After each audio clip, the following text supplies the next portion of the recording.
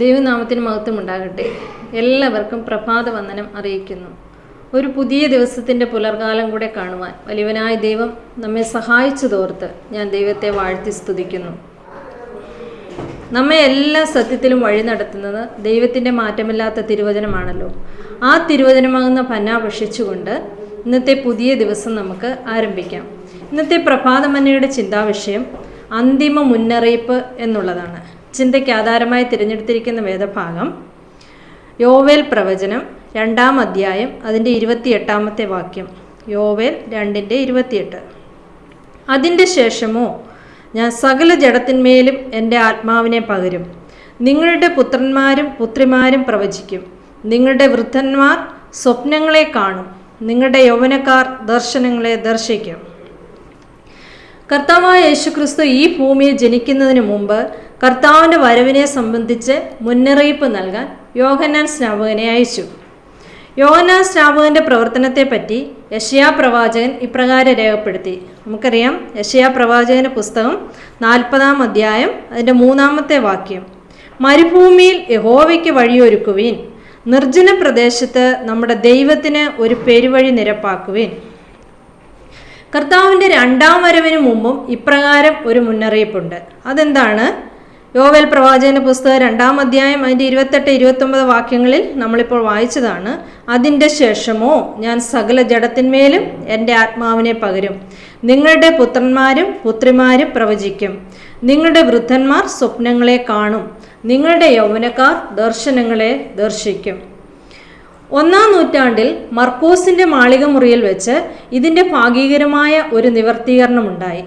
ഇന്ന് നാം ജീവിക്കുന്ന കാലമെന്ന് പറയുന്നത് കർത്താവിൻ്റെ 2-ാം വരവിൻ്റെ തൊട്ടു മുമ്പിട്ടുള്ള കാലമാണ്.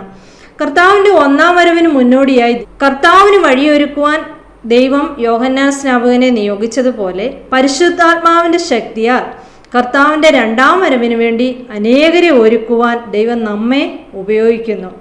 അപ്രകാരം നമ്മെ ഉപയോഗിക്കണമെങ്കിൽ പരിശുദ്ധാത്മാവിൻ്റെ അധിവാസത്തിന് യോഗ്യമായ തരത്തിൽ നമ്മുടെ ജീവിതം മാറണം.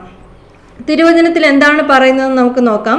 1 കൊരിന്ത്യർ 6:19-20 വാക്യങ്ങളിൽ ദൈവത്തിൻ്റെ ദാനമായി നിങ്ങളിലിരിക്കുന്ന പരിശുദ്ധാത്മാവിൻ്റെ മന്ദിരമാകുന്നു നിങ്ങളുടെ ശരീരമെന്നും നിങ്ങളെ വിലയ്ക്ക് വാങ്ങിയിരിക്കിയാൽ നിങ്ങൾ താന്താങ്ങൾക്കുള്ളവരല്ല എന്നും അറിയുന്നില്ലയോ?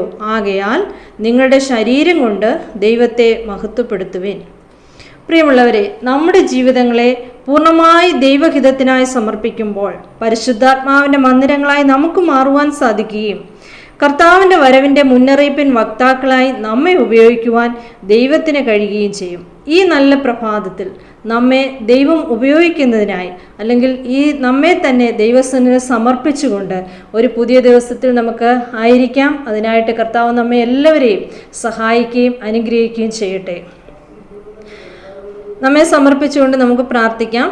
പ്രാർത്ഥനയ്ക്ക് മുമ്പായിട്ട് ഇന്ന് ജന്മദിനമുള്ള 2 പ്രിയപ്പെട്ടവരുണ്ട്. Nithin Alex Cherian, Steffi Sara Alexander. ഈ പ്രിയപ്പെട്ടവരെ ഓർത്തും പ്രാർത്ഥിക്കാം.